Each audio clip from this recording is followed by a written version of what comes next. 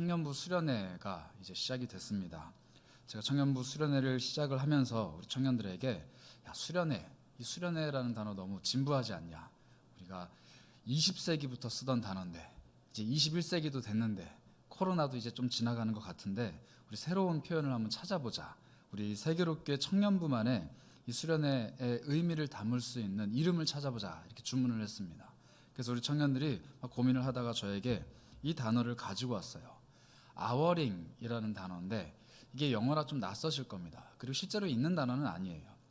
저희가 막 이렇게 조합을 한 단어인데 무슨 뜻이냐면 시간이라는 뜻을 가지고 있는 hour, 그리고 우리라는 뜻을 가지고 있는 또 hour라는 단어가 있습니다.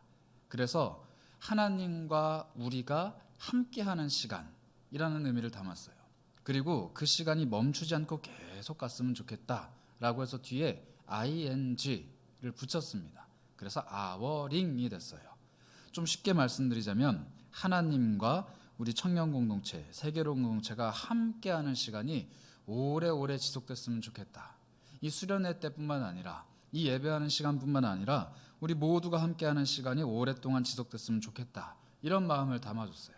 제가 너무 좋다. 우리 이걸로 한번 해보자 해서 오늘 이 집회가 드디어 열린 겁니다. 청년부가 예수를 바라보자라는 주제로 이제 수련회를 하고 있는데요. 히브리서 12장 1절과 2절 말씀이에요. 그래서 오늘은 우리가 12장 1절 말씀을 함께 살펴보고자 합니다.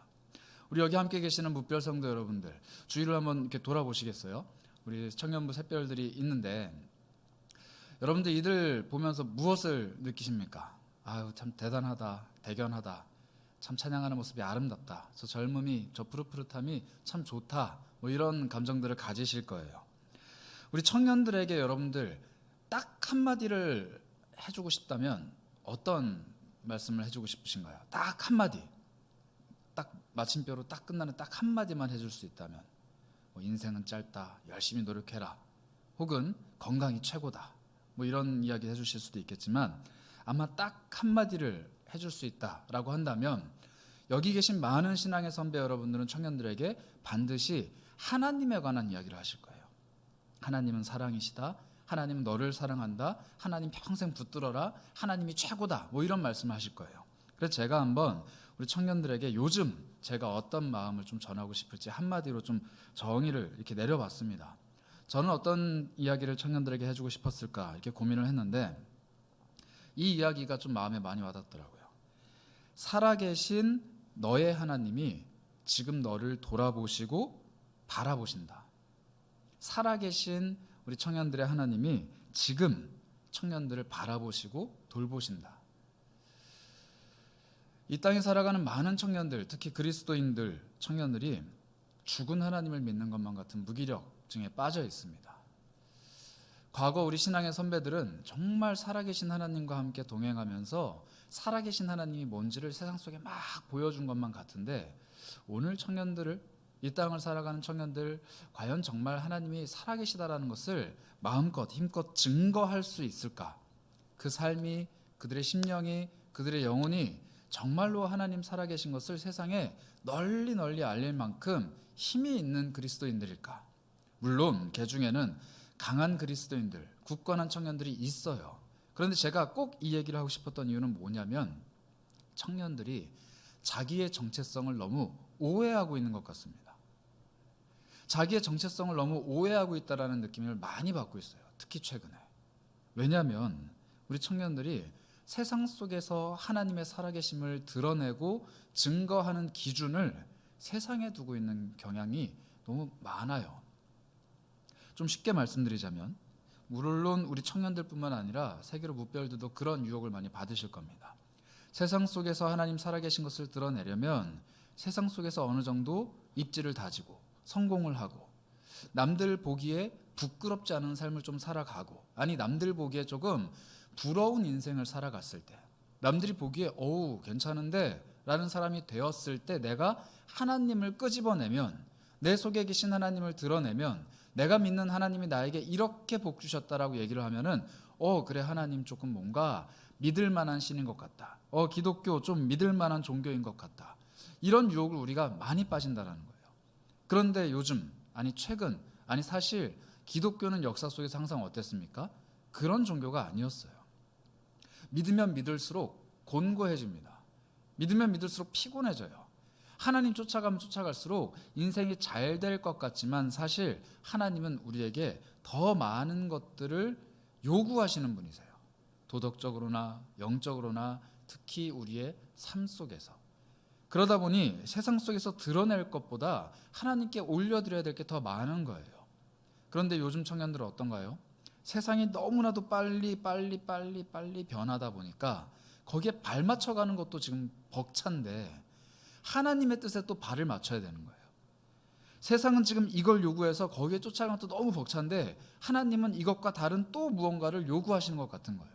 그러다 보니까 두 마리 토끼를 잡으려다 둘 다 놓쳐버리는 일들이 비일비재합니다.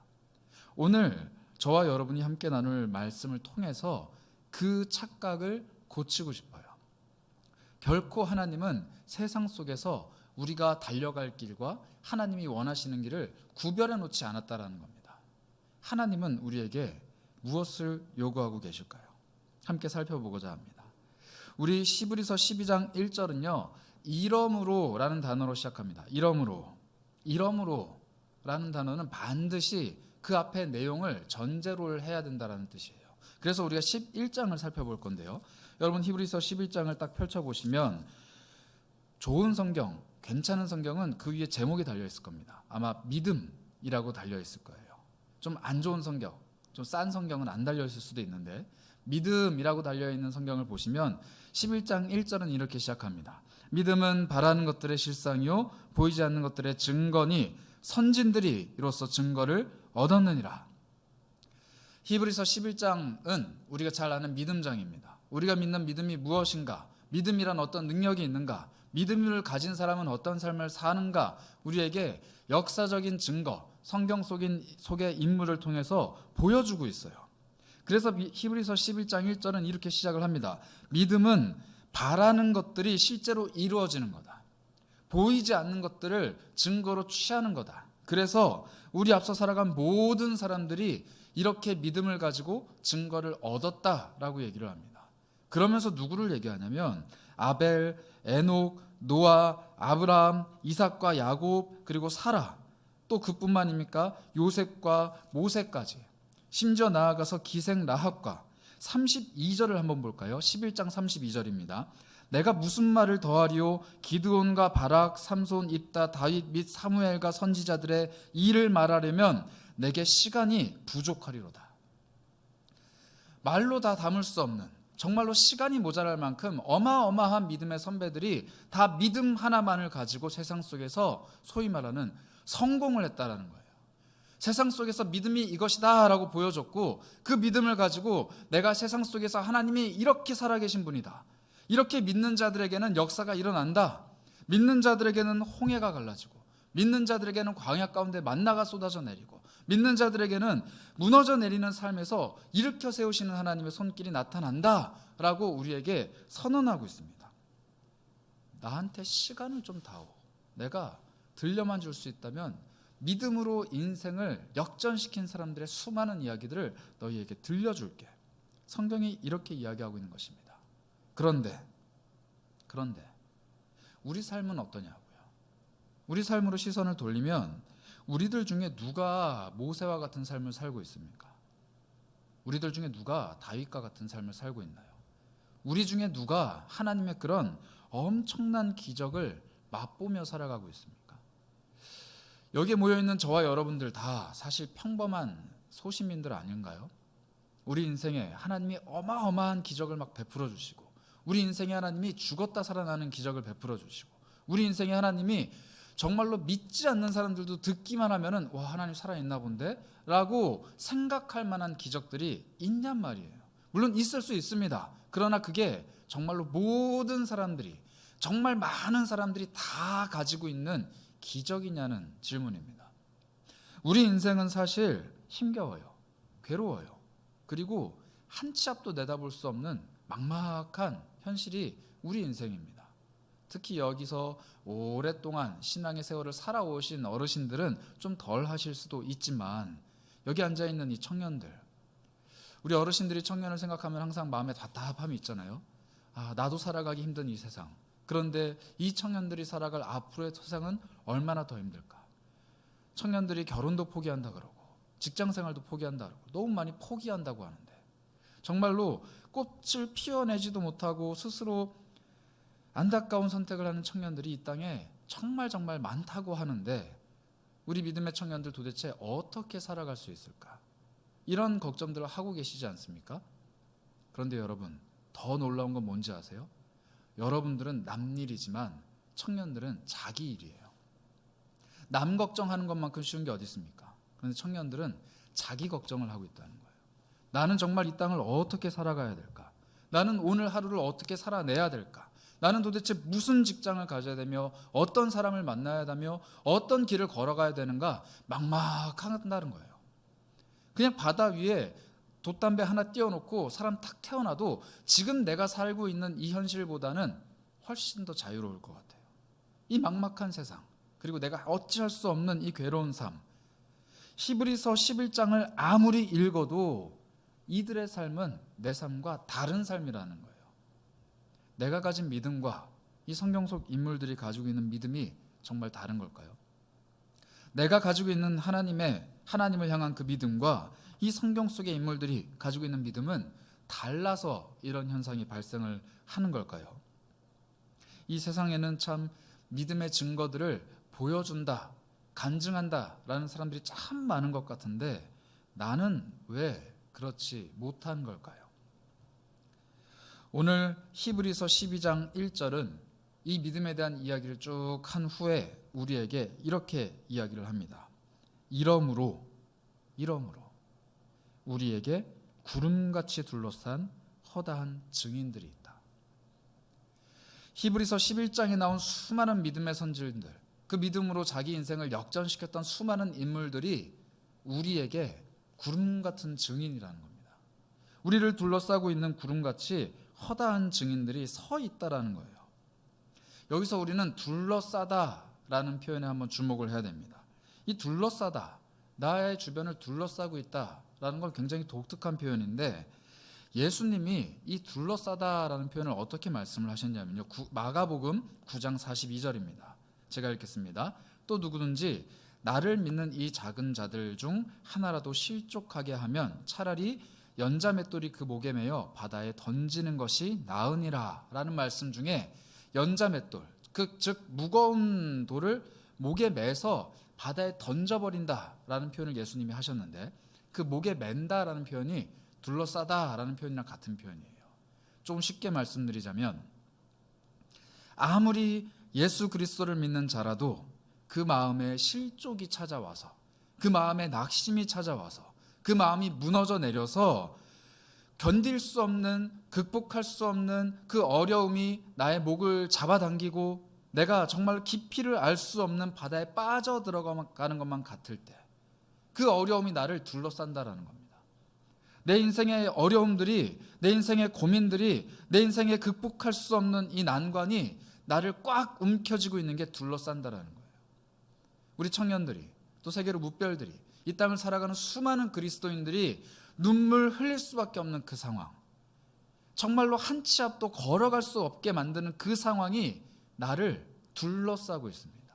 내 목을 메고 있는 거예요. 예수님이 그렇게 말씀을 하셨습니다. 너희들의 마음을 실족하게 하는 것, 그것이 너희들을 둘러싸고 있는 거야. 너의 목을 메고 있는 거야. 이렇게 말씀을 하셨습니다.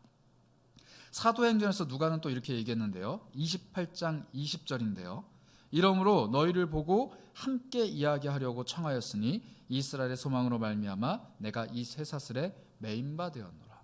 이건 바울의 고백입니다.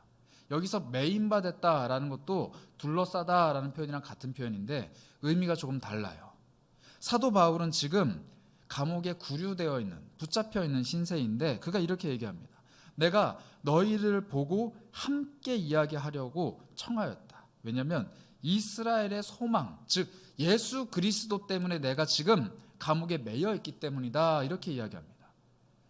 그리스도인, 즉 바울이, 하나님의 사도 바울이 지금 매여 있어요. 감옥에 갇혀 있습니다. 복음을 전할 수 없는 상황이에요. 즉 그의 생명이 지금 바람 앞에 등불처럼 흔들리고 있는 상황인데, 그가 예수랑 동일하게, 예수 그리스도와 동일하게 내가 지금 매여 있다 이렇게 얘기를 합니다. 그런데 이 매여 있는 문제를 대하는 태도의 방식이 달라요.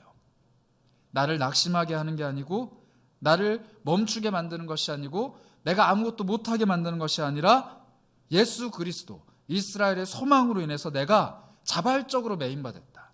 나의 매임은 복음을 위해서 매인 거다. 이렇게 고백을 하는 거예요.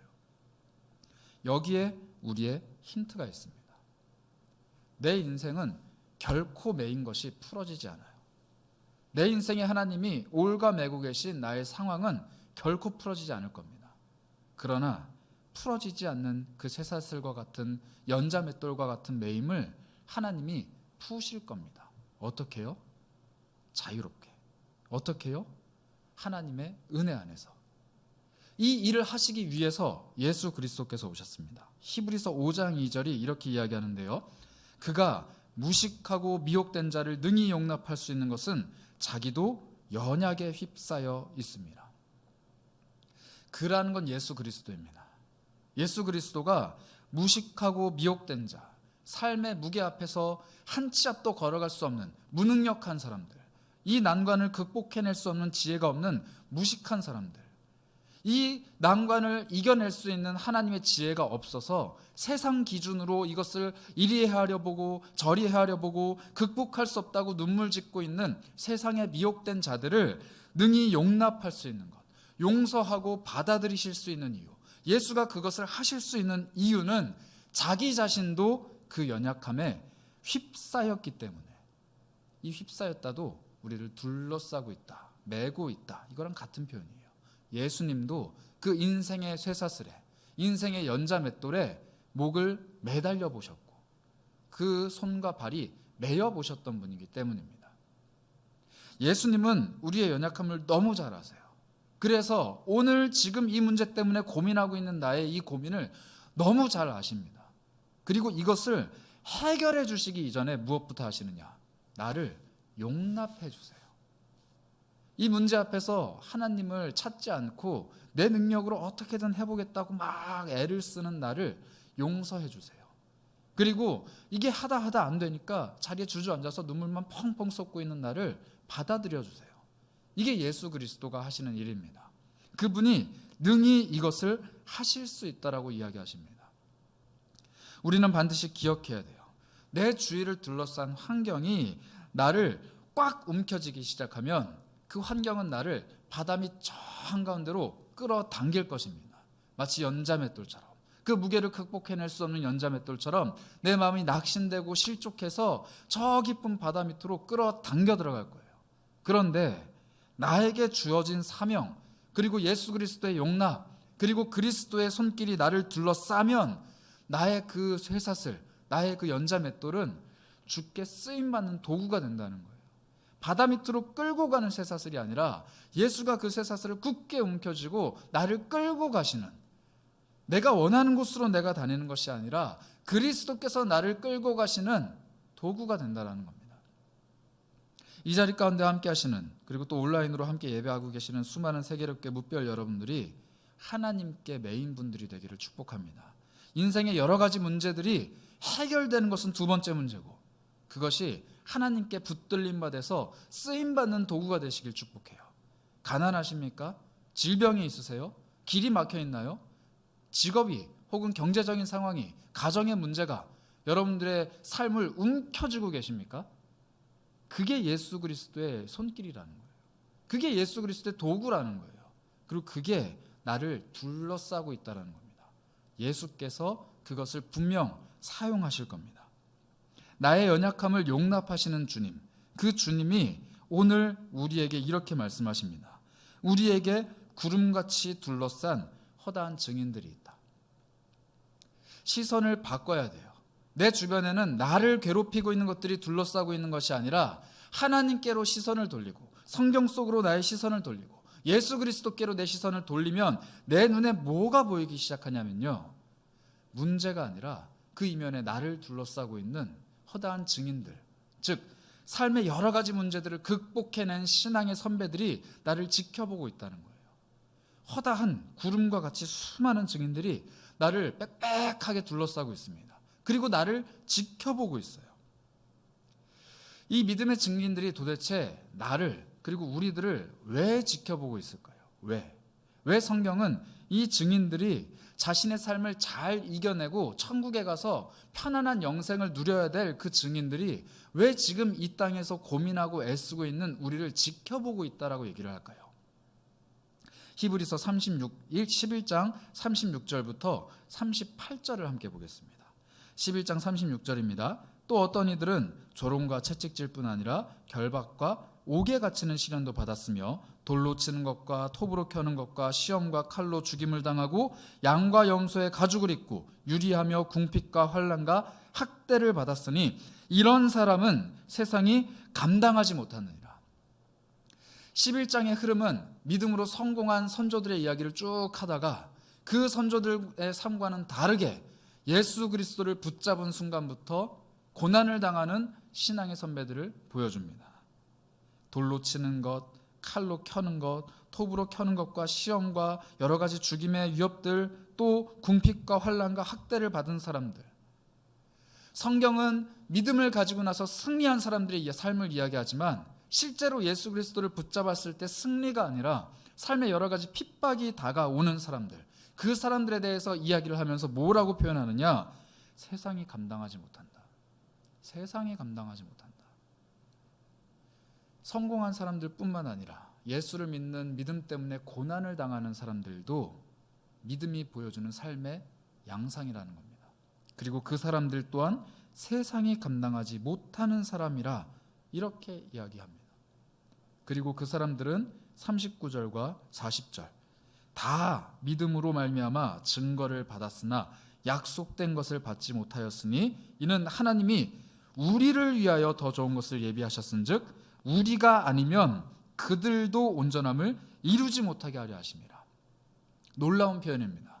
하나님 앞에서 신앙으로 성공을 거두었던 아브라함과 이삭과 야곱과 모세와 다윗과 같은 사람들도, 그리고 이름은 기록되지 않았지만 예수 그리스도를 믿는 믿음으로 순교자의 정신으로 살아갔던 그 희생의 신앙의 선배들도 모두 다 40절 우리를 위하여 더 좋은 것을 예비해 놓으셨기 때문에 우리가 아니면 그들도 아직 온전하지 못하다, 이렇게 말씀하십니다.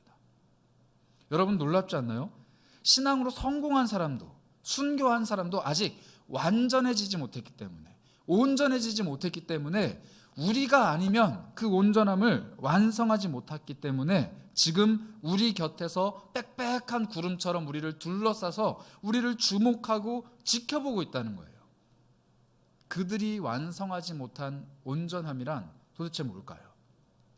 순교를 해도 완성하지 못하고, 신앙에서 성공을 거둬도 완성하지 못하고, 심지어 하나님께 쓰임받았던 모세 같은 사람들도, 다윗 같은 사람들도 완성하지 못한 온전함을 우리가 뭐라고 완성할 수 있다고 우리를 그 사람들이 주목하며 지켜보고 있을까요? 그 온전함이란 바로 교회를 의미합니다. 그들이 혼자 신앙생활을 하는 게 아니라는 거예요. 자기 인생 아무리 신앙 안에서 성공했다고 할지라도 예수 그리스도께서 꿈꾸시고 하나님께서 이 땅에 세우신 교회가 주 앞에서 완전해지는 그날까지 그의 성공은 반쪽짜리라는 겁니다.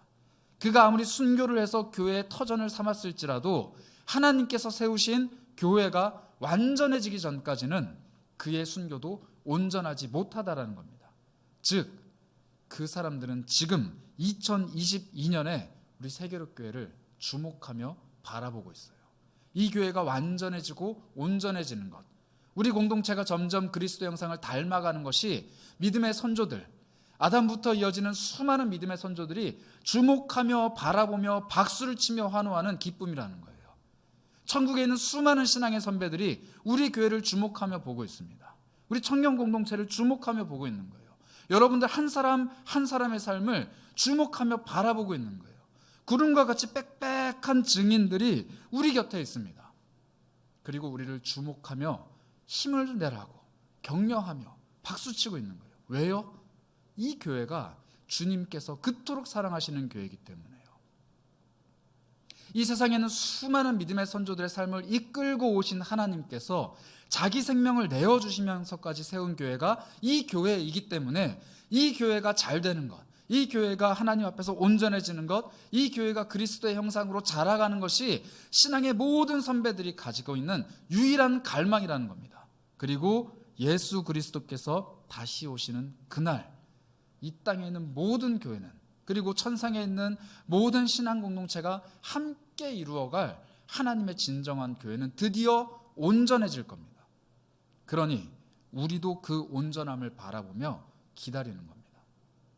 언젠가는 우리의 삶도 생명이 다할 거예요. 그리고 우리의 삶도 하나님 앞에서 평가를 받을 겁니다. 누군가는 위대한 업적을 남긴 하나님의 사람일 수도 있고, 누군가는 평범하게 그냥 성도로 살아가는 사람일 수도 있어요. 그러나 하나님께서는 모든 이들의 삶을 아름답다, 귀하다 말씀하실 겁니다. 그러나 하나님께서는 우리 모든 이들의 삶을 아직은 온전하지 못하다 이렇게 말씀하실 거예요. 왜냐하면 앞으로 이루어가야 할 하나님의 교회, 그 사명이 이 땅에 남아있기 때문입니다. 하나님의 교회가 온전히 이루어져가는 그 사명에 우리가 쓰임 받아야 돼요. 우리가 그렇게 부름 받았습니다. 그리고 그 부름 받음을 위해서 구름과 같이 빽빽한 증인들이 우리 곁에 서 있고, 그리고 그들이 우리에게 끊임없이 이야기합니다. 내가 믿는 하나님은 살아계신 하나님입니다. 그리고 그 하나님이 지금 너의 하나님입니다. 너의 그 문제, 너의 그 삶의 어려움, 너의 그 극복할 수 없는 난관들, 나를 이끌고 가신 주님께서 반드시 사용하실 것인데, 왜? 무엇을 위해서? 바로 교회의 온전함을 위해서. 그리고 그 교회 안에 속한 모든 성도들의 삶의 온전함을 위해서 일하실 분이 하나님이시다. 우리에게 이렇게 이야기하고 있습니다. 그래서 우리가 아니면 그 사명을 이룰 수가 없습니다. 모세가 아무리 위대한 선지자라고 한들 그는 이미 하나님 곁에 있기 때문에 이 땅의 교회에 아무 일도 할 수 없어요. 그러나 작은 나일지라도 지금 나는 교회 공동체, 하나님을 위해서 무언가 할 수 있는 사람입니다. 그렇기 때문에 나는 귀한 존재예요. 우리 청년부 공동체 여러분들이 그 사실을 반드시 기억했으면 좋겠어요.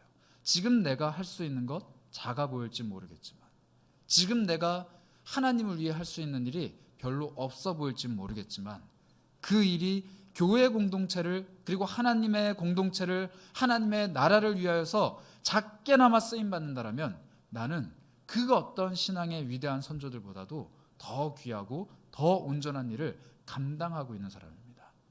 내가 쌓아 올리는 벽돌 하나가 없으면 하나님은 그 공동체를 온전하지 않다라고 말씀하세요. 내가 채워야 될 이 사명의 분량이 채워지지 않으면 하나님은 그 공동체를 온전하지 않다 말씀하세요. 신앙의 위대한 사람이 100을 다 채우는 것이 아닙니다. 한 사람 한 사람이 쌓아 올리는 것을 하나님께서는 공동체다, 교회다 말씀하시는 겁니다. 그러니 여기 계신 모든 분들이 얼마나 귀한 분들이에요. 우리 한번 옆에를 보시겠어요? 얼마나 귀한 사람들이 모여 있습니까? 이 사람들이야말로 바로 구름과 같이 빽빽한 신앙의 증인들입니다. 나를 둘러싸고 있는 신앙 공동체원들, 이 사람들이 구름과 같이 빽빽한 신앙의 증인이라는 거예요. 증인이란 무엇입니까? 무언가를 증언하는 사람이죠. 그런데 성경 속의 증인은 다른 그 누구가 아니라 바로 예수 그리스도의 제자들, 즉 성도입니다. 누가복음 24장 46절부터 48절은 예수님의 말씀을 담고 있는데 이렇게 말씀하셨습니다. 또 이르시되 이같이 그리스도가 고난을 받고 제3일에 죽은 자 가운데서 살아날 것과 또 그의 이름으로 죄사함을 받게 하는 회개가 예루살렘에서 시작하여 모든 족속에게 전파될 것이 기록되었으니 너희는 이 모든 일의 증인이라. 우리를 향한 말씀입니다. 예수를 처음 믿었을 때 우리는 분명히 47절대로 죄사함을 받게 하는 회개를 분명히 하나님 앞에서 거쳤어요. 이제 우리는 회개를 해야 되는 사람들이 아니라 무엇을 해야 하는 사람입니까? 증언을 해야 하는 사람입니다. 아마 청년부 여러분들은 수련회 처음 온다고 하면은 오늘 첫날 가서 좀 회개 좀 하고 내일은 하나님 앞에서 소명 좀 받고 마지막 날은 기쁨으로 세상 가운데 돌아가야겠다 이렇게 생각할지도 모릅니다. 그러나 회개하는 것보다 더 먼저는 정체성의 회복이에요. 우리는 회개하도록 부름받은 사람들이지만 회개를 한 번 한 이후부터는 증인으로 살아갈 정체성을 회복해야 되는 사람들입니다. 내가 하나님께 부름받은 사람이라, 너희는 이 모든 일의 증인이다 라는 이 정체성을 제대로 회복을 해야 제대로 회개할 수 있는 거예요. 그냥 저 죄 졌으니 용서해 주세요 하고 돌아가면 아무 의미가 없어요. 왜? 또 죄 지을 거니까. 그러나 정체성이 회복된 사람은 바르게 그리고 제대로 회개를 합니다.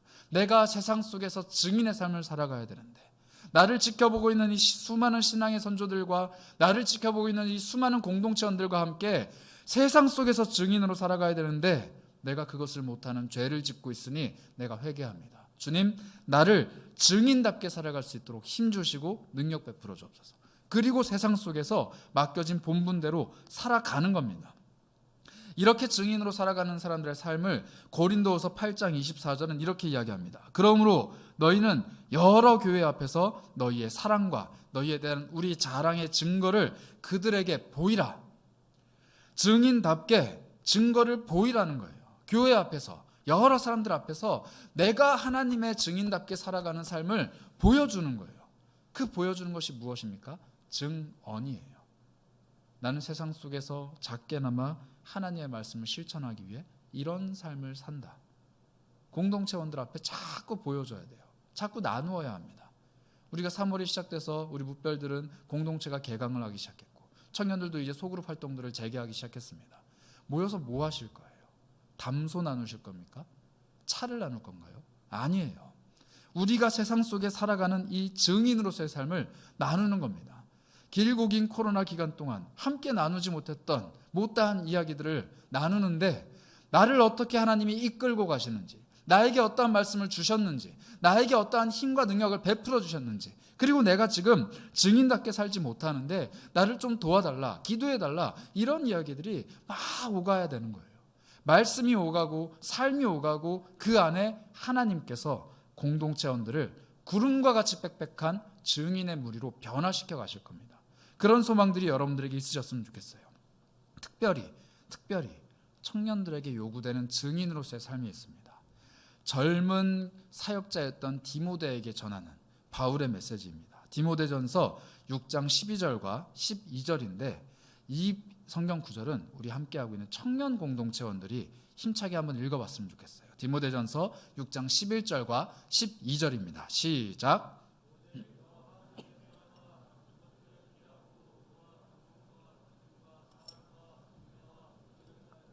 믿음의 선한 싸움을 싸우라. 영생을 취하라. 이를 위하여 내가 부르심을 받았고 많은 증인 앞에서 선한 증언을 하였도다. 디모데라는 젊은 청년에게 노사도 바울이 권면하는 것입니다. 오직 너 하나님의 사람아, 하나님께 쓰임받기를 원하는 사람아, 예수 그리스도의 증인이 되기를 원하는 사람아, 오직 자기 인생을 하나님께 드리길 원하는 너 하나님의 사람아, 이것들을 피하고 의와 경건과 믿음과 사랑과 인내와 온유를 따르며 믿음의 선한 싸움을 싸우라. 영생을 취하라. 그리고 이를 위하여서 많은 증인들 앞에서 선한 증언을 너가 하도록 부름받았다. 청년 여러분들께 드리는 권면입니다. 어떻게 믿음의 선한 싸움을 싸워야 할 것인가? 어떻게 하면 내가 선한 싸움을 싸울 것인가? 이것은 내일 다루도록 하겠습니다.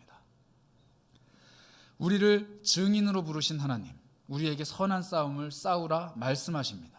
그리고 우리를 증인다운 정체성으로 회복시키십니다.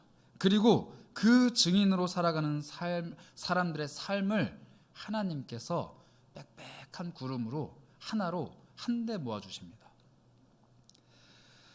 성경은, 오늘 우리가 읽은 히브리서 성경은 그 모습을 구름이라고 표현합니다. 여러분, 성경에 구름이 참 많이 나옵니다. 여러분들이 잘 알고 있는 구름이 무엇이죠?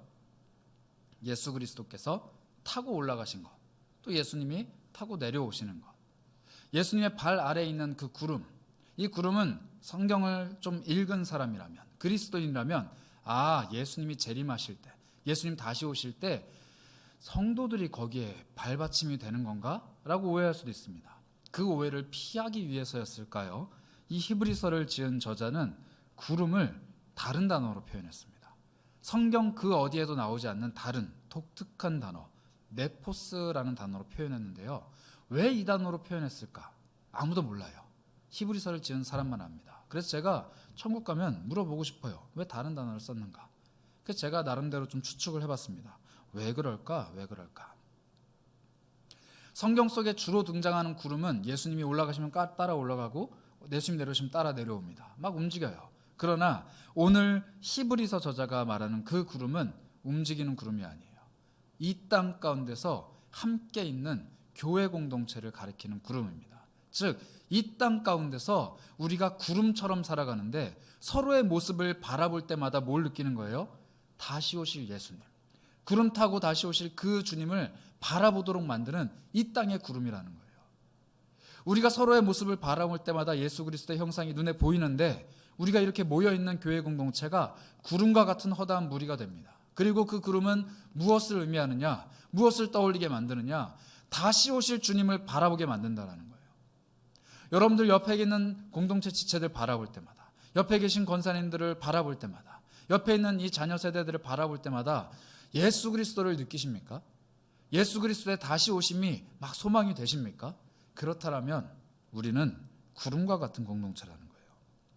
그런데 이 구름은 참 신기합니다. 그 안에 들어가서 보면은 사실 구름인지 뭔지 잘 몰라요. 여러분들 비행기 타보셨나요? 구름 사이로 지나갈 때 어떤가요? 막 구름이 땅에서 바라보는 것처럼 막 솜사탕 같고 막 아름답고 때로는 이런 모양 저런 모양 막 이렇게 오묘한가요? 안 그래요. 그냥 안개 같아요. 이 땅에서도 안개가 있습니다. 그리고 저 하늘에도 안개가 있어요. 그런데 구름 속에 있을 때는 잘 몰라요.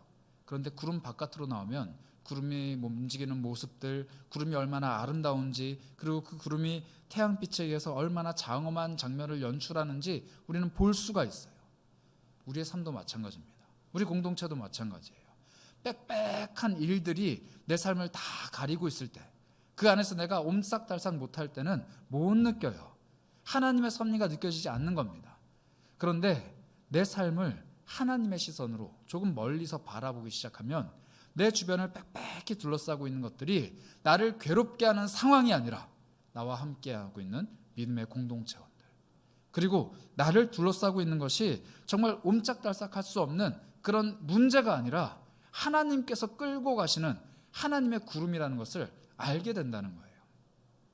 인생을 방관하는 것이 아니라 멀리서 바라볼 수 있는 힘이 있어야 합니다. 내 인생을 그냥 내팽개치는 것이 아니라 하나님의 시선으로 바라볼 수 있는 힘이 있어야 한다는 거예요. 이게 바로 지혜입니다. 우리의 삶을 편협하게 좁게 바라보지 않으셨으면 좋겠어요. 특별히 청년들, 내 삶에 작은 어려움 다가온다고 할지라도, 내 인생에 추구하고 있는 방향이 막힌다고 할지라도, 내가 정말 가고 싶은 길을 하나님이 저쪽으로 틀어버리신다고 할지라도 내 인생 망한 거 아니에요. 끝난 거 아니에요. 왜냐하면 하나님이 끌고 가실 인생은 너무나도 길어요. 하나님이 만지고 가실 내 인생은 너무나도 큰 거예요. 그런데 나는 이 작은 것 하나하나에 일희 일비를 합니다. 그러나 하나님은 너 지금 구름 안에 있어서 모르겠지만 나의 시선으로 바라보면은 너는 얼마나 아름다운 구름 사이에 거하고 있는지 알게 될 거야. 우리 하나님 말씀하십니다. 우리 공동체도 마찬가지예요.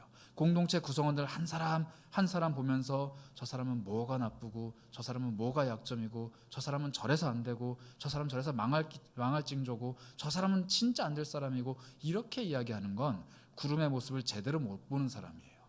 정말로 하나님의 공동체를 제대로 보는 사람은 우리 교회가 추구하는 바, 그리고 우리 교회가 꿈꾸는 바, 우리 교회가 달려가는 바를 통하여서 우리 스스로를 평가합니다. 한 사람 한 사람이 아니라 우리가 함께 이루어가고 있는 것을 볼 수 있는 힘이라는 거예요. 그리고 부족하고 어렵고 힘든 사람 한 사람이 쌓아 올린 그 벽돌이 우리 공동체를 한 개씩 한 개씩 세워가기만 한다면 그 사람은 귀한 하나님의 존재라는 겁니다. 그게 증인으로 부름받은 우리들의 정체성이에요. 그래서 오늘 여러분들께 권면을 드립니다. 우리 삶은 하나님 앞에서 증인으로 부름받은 삶입니다. 증인으로 부름받은 사람답게 우리 삶을 새로운 형태로 보셔야 돼요. 내 삶을 둘러싸고 있는 것들이 나를 압박하고 나의 멱살을 잡아 끌어당겨서 바닷속으로 빠뜨려버리는 것이 아니라 예수께 매인 사람으로 살아갈 수 있도록 나를 붙들고 가는 것이라는 사실 기억하셔야 됩니다. 그리고 그 삶이 증인다운 삶이 됐을 때, 그리고 그들이 모여서 우리 교회 공동체를 이루어 갔을 때 우리는 하나님 보시기에 아름다운 구름과 같은 공동체가 됩니다. 그리고 우리를 통해 예수 그리스도께서 꿈꾸시는 하나님의 나라가, 예수 그리스도께서 핏값으로 사신 교회가 조금씩 온전해질 거예요. 그토록 수많은 믿음의 선조들이 그토록 갈망하고 있는 온전함, 그 온전함이 오늘 우리를 통해 한 걸음씩 이루어져 갈 것입니다. 그러니 여러분들은 귀한 사람이에요. 그러니 우리 교회는 귀한 교회입니다. 그러니 우리가 믿는 믿음은 능력이 있는 믿음입니다. 힘이 있는 믿음이에요. 믿음은 우리를 온전하게 이끌고 갑니다.